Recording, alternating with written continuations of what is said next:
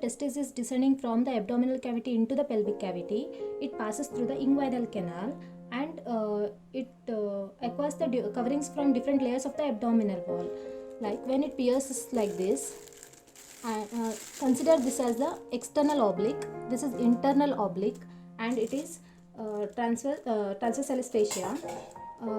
Now when it moves downwards, coverings of the scrotum becomes like external oblique get converted into the external spermatic fascia, whereas internal oblique get converted into the cremasteric fascia, and fascia transversalis gets converted into the internal spermatic fascia.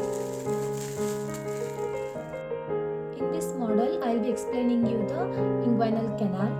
When we come to the layers of the abdomen, outside it will be the skin, then superficial fascia, and then comes to external oblique muscle, and this is internal oblique muscle, and this is transverse abdominis muscle. This both internal oblique and transverse abdominis muscle join together to form the conjoint tendon, and inner side it is fascia transversalis.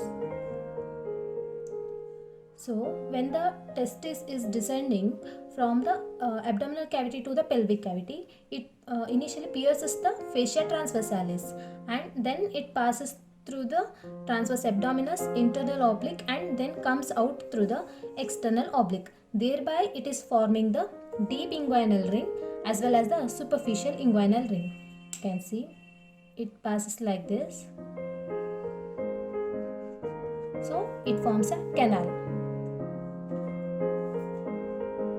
Now we will see the boundaries of this inguinal canal. This is the inguinal canal. So anteriorly, here it will be the skin, superficial fascia.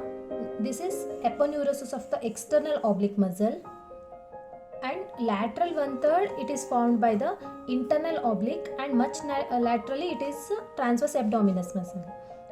And in the posterior side you can see this is transversalis fascia and conjoint tendon, and this is a reflected part of the inguinal ligament.